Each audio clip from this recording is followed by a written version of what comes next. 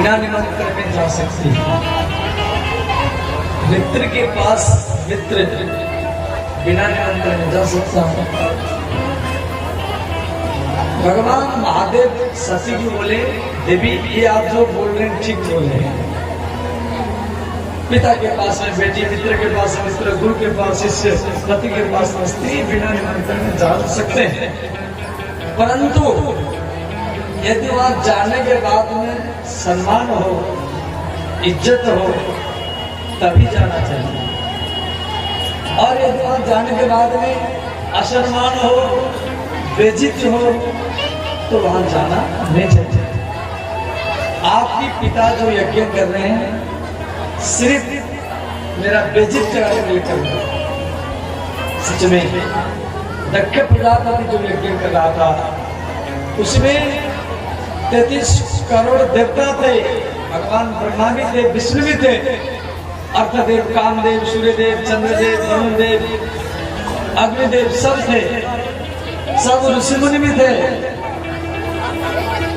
परंतु वो शिव जी को जान करके नहीं बुलाया था। शिव पुराण में दिया गया है, महर्षि दधीचि मुनि दक्ष प्रजापति को बोले हैं जब शिव जी को निमंत्रण करने गया, दक्ष प्रजापति ने कहा मैं नहीं दूंगा। दधीचि मुनि विष्णु को भी बोले और ब्रह्मा को भी बोले। ये दक्ष प्रजापति अहंकार के कारण शिव जी के पास निमंत्रण भेजने का है। तो आप इस यज्ञ के मुख्य देवता हैं, आपका भी कर्तव्य है जजमान को समझाओ और निमंत्रण भेजे।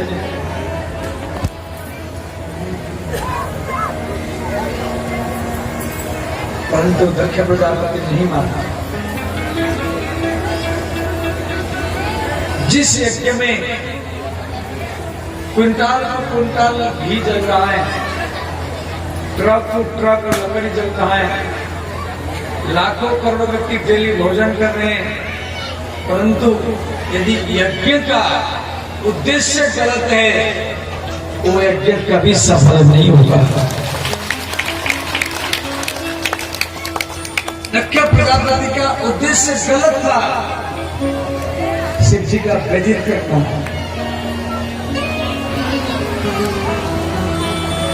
भगवान श्री पार्वती सती को समझाए कि देवी हक मत करो, परंतु सती नहीं मानी।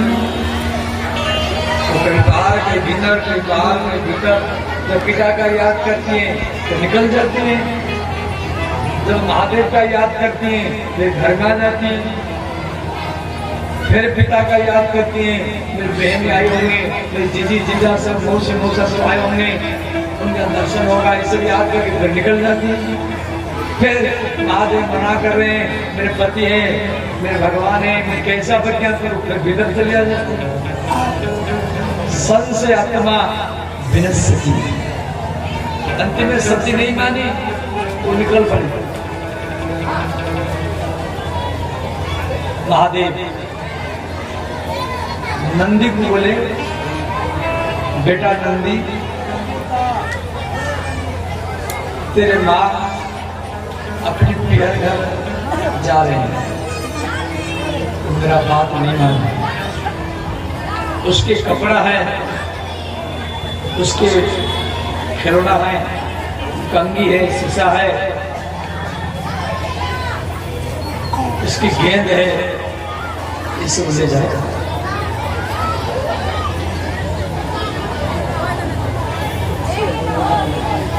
क्यों ये रहेगा तो मुझे याद आएगा। तो नंदी मेरे पीछे से लेकर गया और सती प्रसन्न होकर के पहले यज्ञ मंडप में गई, परंतु दक्ष प्रजापति ने आदर नहीं किया, अनादर किया, बेइज्जत किया। भरी मंडप में तो बोल दिया, देखो मैं इसको निमंत्रण नहीं दे, फिर आ गया। इसको शर्म करना चाहिए, मैं इसको निमंत्रण नहीं भेजा और फिर भी मेरे यज्ञ में आ गई। सती को अच्छा नहीं लगा। सती उनके पिताजी ये भी बोल दिए ये यज्ञ से निकल जाओ। और सती को अच्छा नहीं लगा, वो खड़ी खड़ी रोने लगी। सती की मां प्रसूति सती को गोदी में ले लिया, परंतु सती के जो बहन सब थी जीजी जीजा वो थोड़ा मुस्कुराते रहे। देखो इसको निमंत्रण नहीं दिया, फिर आ गया। प्रसूति जो सती की माँ है वो गोदी में पाल में ले गई और बोली बेटी रो मत, तेरे पिता को मैंने बहुत समझाया तो मेरे बात नहीं मानी, तू यज्ञ कुंड में मत जा, तू घर में रहा। सती तो रोने लगी और अपनी माँ को बोले माता मैं बहुत बड़ा भूल किया हूं और मेरा ये शरीर दक्ष प्रजापति के शरीर से जन्म लिया है, ये सबसे बड़ा भूल है। मुझे महादेव जैसा पति मिला और आप जैसा मुझे मां मिली, परंतु दक्ष प्रजापति जैसा मुझे पिता मिला, ये सबसे बड़ा भूल है। अब मैं शरीर को नहीं रखूंगी। फिर वो यज्ञ मंडप में आई, शिव जी का ध्यान करके, चरण का ध्यान करके और योग अग्नि में अपने शरीर को जला दिया। हाहाकार मच गया। नारद जी जाकर के महादेव को सारा बात बताए। महादेव जी को क्रोध आया। भगवान महादेव जटा को उठाने वीरभद्र को प्रकट किए, जाओ यज्ञ को नष्ट कर। वीरभद्र काल के समान, बादल के समान गड़गड़ाता हुआ यज्ञ मंडप के उड़ा।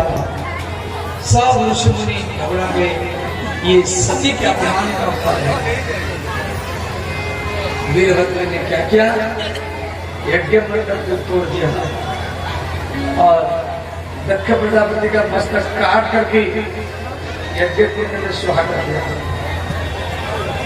अब देवता को ज्ञान हुआ भूल हुआ, हम शिव जी को नहीं भूला। अब देवता सब ब्रह्मा विष्णु सारा देवता कैलाश में जाकर पहुंचे, शिव जी का स्तुति की। भगवान शिव तो आशुतोष है, जल्दी प्रसन्न होने वाले देवता हैं भगवान शिव। देवताओं को खुश होकर के फिर यज्ञ दक्ष प्रजापति मरा हुआ पड़ा, तो बकरा का मस्तक काट करके उसकी शरीर में जोड़ दिया और फिर यज्ञ का फिर पूर्ण क्या किया, दक्ष प्रजापति जीवित हो गया। कमाल सब ठीक ठाक हो गया, परंतु सती तो नहीं मिली। सती का शरीर जला हुआ है। भगवान शिव सती के शरीर को कंधा में लेकर के वो पागल के समान घूमते रहे, मन में सोचते रहे ये मैं मना किया फिर भी सती मेरे भारत को नहीं मानता, मेरा अपमान सहन कर नहीं पाई, शरीर त्याग कर दिया। अब मैं एक पत्नी व्रता हूं, मैं सती को छोड़ छोड़ के दूसरा पत्नी नहीं कर सकता। अब भगवान शिव पागल के समान घूमते रहे। भगवान विष्णु सती के शरीर को पेट टुकड़ा की, जगह जगह में सती का शरीर गिरा, उस शक्ति पीठ कर लाया। भगवान शिव इधर उधर कथा सुनकर के मन को नियंत्रित किए और मन में संकल्प कर लिए अब जीवन में कभी सास नहीं करना, मैं परमांश योगी बन करके रहूंगा। उधर सती पार्वती के रूप में फिर दूसरी बार जन्म लिया।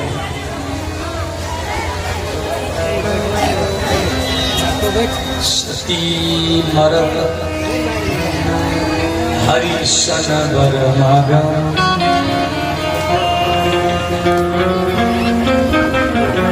जन्म जन्म शिव भग अनुराग।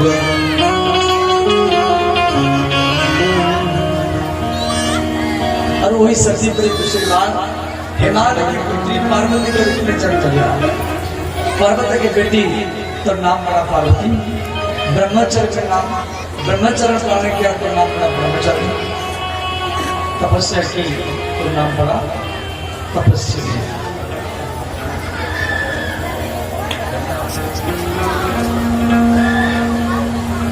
तो देवी पार्वती शिव जी को पति के रूप में पाने के लिए कठोर तपस्या किया। इधर भगवान महादेव समाधि में, तो शिव जी के सामने श्री राम जी प्रकट हुए। तो भगवान राम शिव जी को बोले महादेव, हम आपको वर देने के लिए नहीं आए, हम आपसे वर मांगने के लिए आए हैं।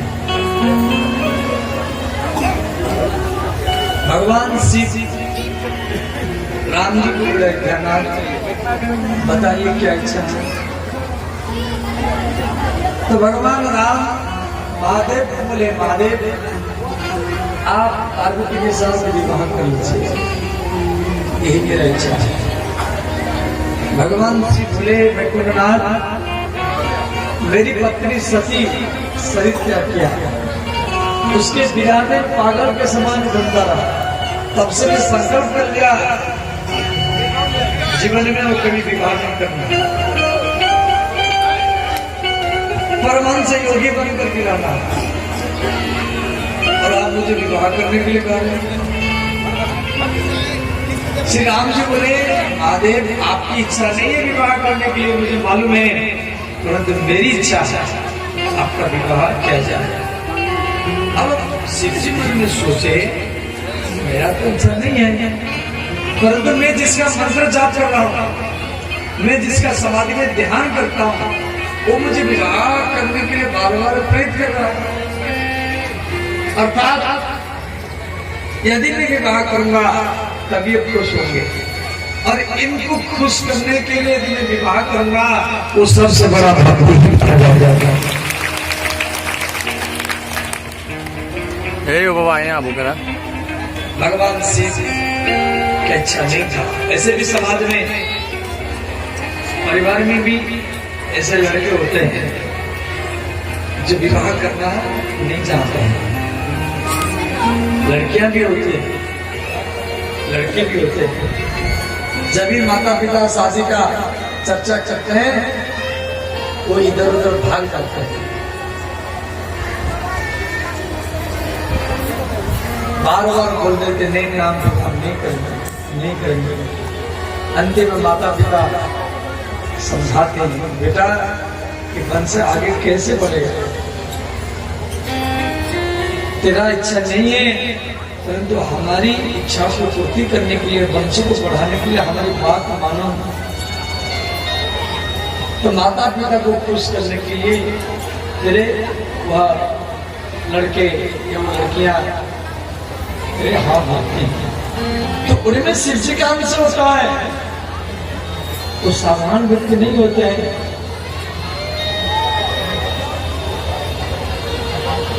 और तो भगवान शिव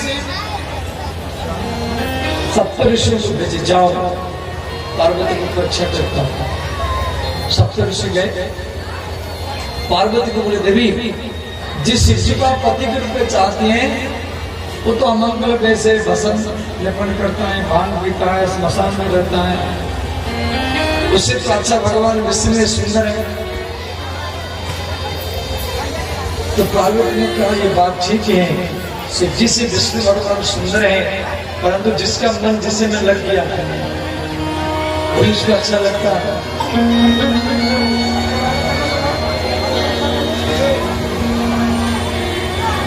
मुझे तो शिव ही चाहिए। तो सप्तऋषि बोले देवी जिस शिव को आप पति के रूप में चाहते हैं वो शिव आपको नहीं चाहता है।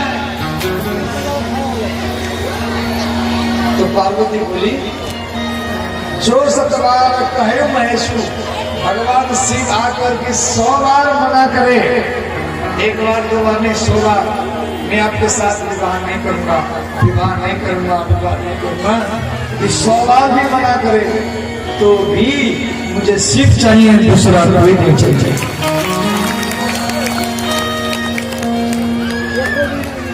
जन्म को भी लगी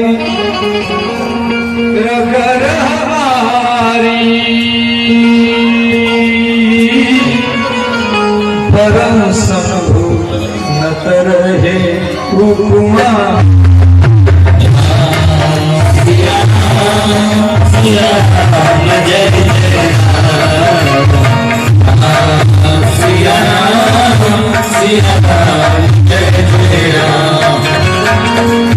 एक जन्म नहीं, 2 जन्म नहीं, मुझे करोड़ बार जन्म लेना पड़े, मुझे तुम्हारी रहना पड़े, विवाह करूंगा तो शिव जी के साथ करूंगा।